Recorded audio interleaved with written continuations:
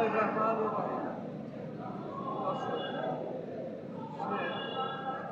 দেখুন এখানে জনগণের মঞ্চ জনগণের মঞ্চ নামে একটি উন্মুক্ত মঞ্চ করা হয়েছে জাতীয় প্রেস ক্লাবের সামনে। এই আইরুল ইসলাম সে আমাকে সাংবাদিক হিসাবে দাওয়াত দিয়েছে বা এখানে কিছু কথা বলার জন্য। আমি একজন সাংবাদিক হিসাবে, একজন ইউটিউবার হিসাবে এবং একজন ফেসবুকার হিসাবে, একজন অনলাইন পোর্টালের আমি সম্পাদক প্রকাশক হিসাবে আমি আজকে তার এই মঞ্চে এসে কিছু কথা বলার জন্য আমি এসেছি। যেহেতু জাতীয় প্রেস ক্লাবের সামনে সে এই মঞ্চটি করেছে, সবথেকে মজার কথা হলো এই মঞ্চটি উন্মুক্ত এবং এই জাতীয় প্রেস ক্লাবের সামনে দিয়ে যারাই যাবে তারাই এখানে তাদের মনের কথা এখানে ব্যক্ত করতে পারবে। এরকম অবস্থায় সে এখানে একটি মঞ্চ তৈরি করেছে এবং দীর্ঘদিন ধরে সে তার কাজগুলো চালিয়ে যাচ্ছে। আমি তার উত্তর উন্নয়ন এবং তার সফলতা কামনা করি এবং আমি খন্দকার মাসুদুজ্জামান আমি আজকে এখানে এই বক্তব্যটা দিতে চাই। বিশেষ করে এই ছাত্র জনতার আন্দোলন, এই আন্দোলন সংগ্রামে আমাদের মুখ্য ভূমিকা ছিল, সেখানে দায়িত্ব পালন করেছি, সেটা আহত হয়েছি, আবার পাশের লোকেরা আহত হয়েছে, তারা অনেকের মৃত্যুবরণ করেছে, মূল কথা হলো আমাদের এই অন্তর্বর্তী সরকার হলো এই আমাদেরই ফসল, ছাত্র জনতার ফসল হলো এই অন্তর্বর্তী সরকার এবং এই অন্তর্বর্তী সরকার প্রধান হলো শান্তিতে নোবেলজয়ী প্রফেসর ডক্টর মোহাম্মদ ইউনূস সাহেব। ওনাকে আমরা যেহেতু সকলের চিন্তা ভাবনায় এবং প্রত্যেকের চেতনার যে ফসল সেই হিসাবে ওনাকে আনা হয়েছে এবং উনি রাষ্ট্র পরিচালনা করছেন। কিন্তু 9 মাসের অধিক হয়ে গেল, আমরা অনেক জায়গায় ওনার পরিচালনার কিছু ব্যর্থতা আছে কিনা এটা এখন কথা হচ্ছে। আর কথা হচ্ছে এইভাবেই যে এতদিন মাস চলে গেল, আপনি একজনকেও ফাঁসির মঞ্চে আনতে পারেন, ন্যায় বিচারও দিতে পারেন।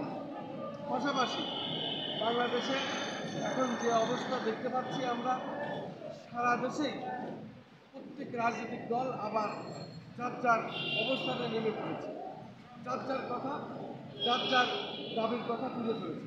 আর বিশেষ করে জাতীয় প্রেস ক্লাবের সামনে হাজারো হাজারো মানুষ আছে সমস্যার শেষে, বিভিন্ন সংগঠন ব্যক্তি সমস্যা লেগেই আছে।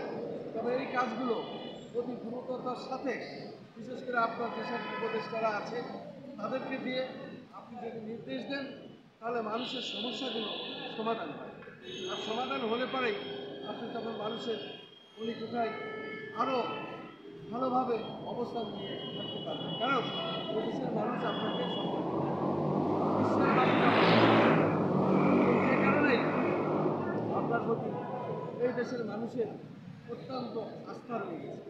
এই আস্থার কারণে আমরা আপনাকে বলতে চাই যে আপনি সাধারণ মানুষের পালস বোঝার চেষ্টা করেন, তাদের মনোভাব বোঝার চেষ্টা করেন। মূলত এখানে আরও উপদেষ্টারা আছে, কিছু কিছু উপদেষ্টারা সাধারণ জনগণের কাছে কিন্তু তারা দূরে সরে গেছে। তাদের হয়তো চিন্তা চেতনা, তাদের মন মানসিকতা, তাদের কাজকাম কিছুটা মানুষ থেকে, জনগণ থেকে একটু বিচ্ছিন্ন মনে হচ্ছে, যে কারণেই মানুষ প্রতিবাদও করছে, রাজনৈতিক দল প্রতিবাদ করছে। পাশাপাশি আমরা কয়েকদিন দেখতে পাচ্ছি ইশরাক হোসেন, সে হাইকোর্টের রায় পেয়েছে, সে অবশ্য এখন শপথ গ্রহণ করতে চায়। এখানে ধরেন চিটাগাঙে আপনি শপথ গ্রহণ করাইছেন, তো এখানে ইশরাক হোসেনকে শপথ করাইলে সমস্যা থাকে। যদি কোনো সমস্যা থাকে সেটা আপনি সাধারণ জনগণের কাছে দেশবাসীর সামনে তুলে ধরেন, আর মানুষের বুঝতে যাতে সুবিধা হয় আসলে আইনগত কোনো সমস্যা আছে কিনা। ইশরাক হোসেন সহ এই দেশে আরও অনেকেই নির্বাচন করেছে, যেমন আমিও নির্বাচন করেছি। আমি 3টে নির্বাচন করেছি, বিগত দিনে 3টে নির্বাচন করেছি। আমি প্রথমে ঝিনাইদহ জেলা শৈলকুপা থানা থেকে, শৈলকুপা উপজেলা থেকে আমি কমিশনার নির্বাচন করেছি এবং কমিশনারে আমি পাস করেছি। পাস করার পরেও আমাকে রেজাল্ট ঘোষণা না দিয়ে আরেকজনকে রেজাল্ট ঘোষণা দিয়ে এটা একটা অপরাধ। অর্থাৎ এগুলো আপনার দেখা যাবে। পাশাপাশি পরবর্তী 5 বছর পরে আমি শৈলকুপা মেয়র নির্বাচন এবং মেয়রও আমি নির্বাচনে অংশগ্রহণ করি। সেই মেয়রের নির্বাচন গ্রহণ করার পরে আমি দেখেছি ওই এলাকার যখন যে খলিলুর রহমান সে ছিল হচ্ছে কি আপনার মেয়র, সে জোর করেই মেয়র হয়ে গেছে। আমাকে আমি একটা প্রার্থী, আমার মোটরসাইকেল আছে, আমি গাড়ি চালাচ্ছি, আমি যেতে পারি ভোটারের কাছে ভোট কেন্দ্রে কী হচ্ছে কি না হচ্ছে খোঁজ নেওয়ার জন্য। সেই ইয়নার গাড়ির ভিতরে এই সাবেক পৌর মেয়র খলিলুর রহমান সে কোনোদিন রাজনীতি করবো না, বিএনপি জীবনে করিনি। সে অন্য রাজনীতির সাথে সম্পৃক্ত ছিল, হঠাৎ করে আসে বিএনপি হাল ধরে সে কীভাবে বিএনপি জোর জুলুম করে কেটে নিয়ে আমরা যারা বিএনপি করতাম তাদের উপরে স্টিম নির্বাচন বিরুদ্ধে আমরা হামলা শুরু করি। করার পরে সে জোর করে আমার মোটরসাইকেলের চাবি ইউনিয়নকে কেটে দিল, আমাদের নির্বাচন করতে দিল না, না দিয়ে অথচ সে রায় ঘোষণা দিল। এটা অন্যায় অপরাধ, এদেরও বিচারে আমরা আছি। পাশাপাশি আমি সর্বশেষ উপজেলা চেয়ারম্যান আমি নির্বাচন করি শৈলকুপা উপজেলা চেয়ারম্যানে যখন আমরা নির্বাচনে বিভিন্ন জায়গায় আমাদের যেহেতু আমরা প্রত্যেকটি মিডিয়াতে চলতে হয়, মিডিয়ার কথাবার্তা বলতে হয়, ভোটারদের সাথে আমরা সবসময় সম্পৃক্ততা রেখেছিলাম। ওই নির্বাচনের 16 দিন আগে আমার ভাই বিশিষ্ট রাজনীতিবিদ এবং পানি উন্নয়ন বোর্ড এবং এলজিজি একজন বড় মাপের ঠিকাদার তাকে হত্যা করা হয়। তাকে তার মানে আমি যাতে নির্বাচন করতে না পারি, তখন ওই নির্বাচনের ফলও জোর করে নিয়ে নেওয়া হবে। অতএব আমিও মামলা করতে চাই, আমারটাও দেখুন, কারণ আমাকে আপনি রায় দিন। কারণ ওই সময় ভোট তো শেখ হাসিনার সরকার যখন ছিল, এই দোষরা যারা ছিল, বিশেষ করে ফাঁসিবাদ সরকার যারা ছিল, শেখ হাসিনার সরকার যারা ছিল, সম্পূর্ণ ভোটটা জোর জুলুম করে কেটে দিয়েছে। আর সেই আমলের প্রথম নির্বাচনে যখন আমি দাঁড়াই, আমার ভোটটা ওইভাবে কেটে দেওয়া হয়েছে। অর্থাৎ আমাকে উপজেলা চেয়ারম্যান ঘোষণা করা হয়। আমিও চাই এইভাবে বিচারের আওতায় আনুন এবং আমাকে উপজেলা চেয়ারম্যান ঘোষণা করুন।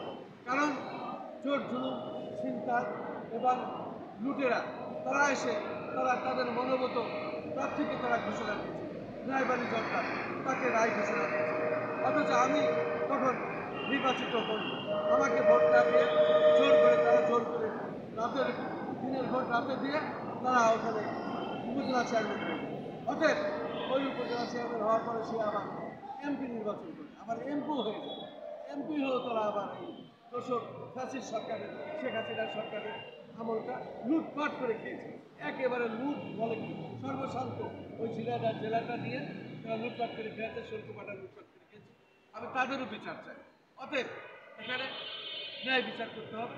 যেহেতু আপনি অন্তর্বর্তী সরকার এবং ছাত্র জনতা আমাদের ফসল আছে, অর্থাৎ সেই কারণে আপনি অন্তর্বর্তী সরকার প্রধান, সে কারণে আপনি প্রত্যেকের ন্যায় বিচার করুন এবং প্রত্যেকের বিষয়টা আপনি দেখুন। আমরা আপনার সঙ্গে আছি, আপনি আরও শক্ত হাতে এদেশের আইন শৃঙ্খলা কীভাবে নিয়ন্ত্রণে আনা যায় সেই কাজটি করুন।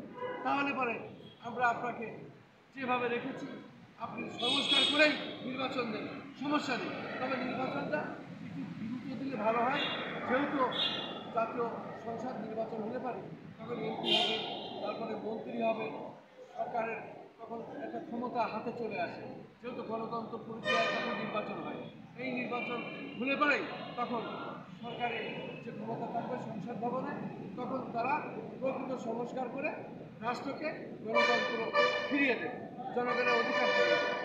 আমি খন্দকার মাসুদুজ্জামান আজকে এই উন্মুক্ত মঞ্চ আমি এখানেই বলে শেষ করছি। পরবর্তীতে আরও বলা যাবে, আরও অনেকে বলবে। আসসালামু আলাইকুম প্রিয়